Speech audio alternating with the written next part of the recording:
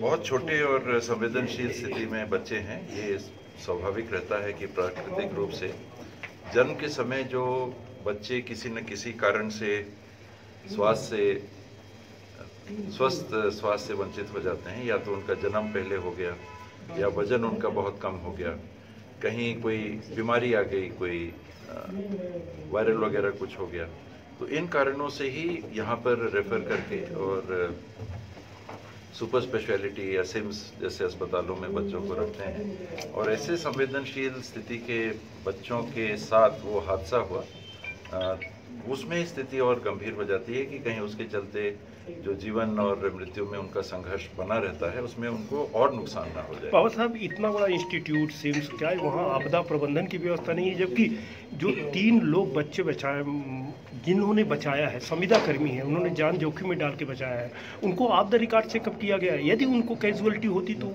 इसके लिए जिम्मेदार कौन होता?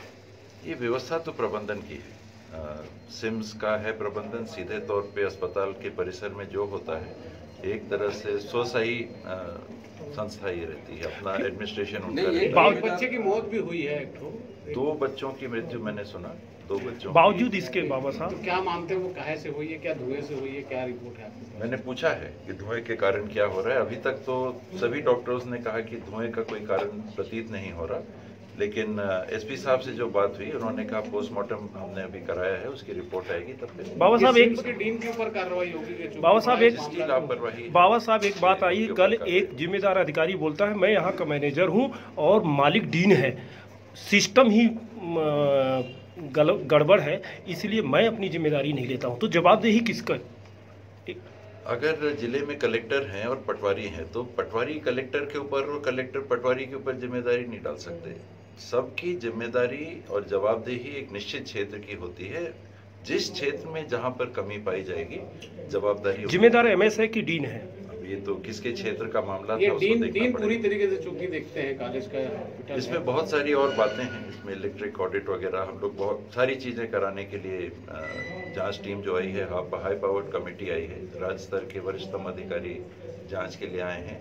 कहाँ पर कमी हुई, जो उपकरण लगते चले गए, क्या उसका ध्यान रखा गया कि लोड फैक्टर क्या आ रहा है, तार किस मोटाई की, बहुत सारी चीजें हैं। इसका बहुत जल्दी कुछ बोलना उचित नहीं होगा। उन 3 लोगों का क्या होगा बाबा साहब जो इंजर हुए हैं और जिनका कल ऑफ द रिकॉर्ड चेकअप हुआ, आज ऑन द रिकॉर्ड की हेल्थ मिनिस्टर आ रहा है इसलिए किया गया, उनके लिए क्या आपका स्टेप है? तो जानकारी में अभी आप बता रहे हैं तभी बात। उनका नाम है इकबाल, रुद्र और मोनू, तीनों संविदा कर्मी हैं। पता करेंगे ये जो घायल है, भी अव्यवस्थाएं रही हैं बहुत सारी, उसके सुधार के लिए भी कुछ ऐसे निर्देश होने ही चाहिए और होंगे ही। सुधार निश्चित रूप से होंगे।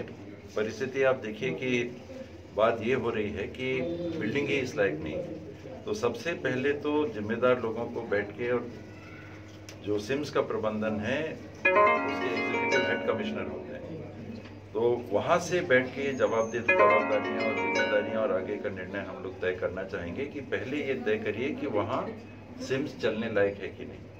अगर सबका ये मानना है कि जब तक नई बिल्डिंग नहीं बनती तब तक यहाँ चलाने ही लायक नहीं है, तो इसको फिर बंद करना चाहिए। Thank you sir. सिम्स के ये आर्थिक प्रबंधन जो है, प्रबंधन में जो है, और यदि ये चलाया जा सकता है तो फिर ये नहीं कहने की गुंजाइश है कि नहीं हमने तो निर्णय लिया चलाया जा सकता है, लेकिन ये कमी है, उसको कमी को आपको दूर करना। Thank you. आर्थिक मदद देंगे कि क्या देंगे जो लोग? उनको अपने घर से, अपने जेब से 1 पैसा भी खर्च नहीं करना होगा, यानी दोषियों पर कार्रवाई होगी सीधे। जिम्मेदार जो थे, जो गैर जिम्मेदार थे, उनके ऊपर कार्रवाई। Thank you.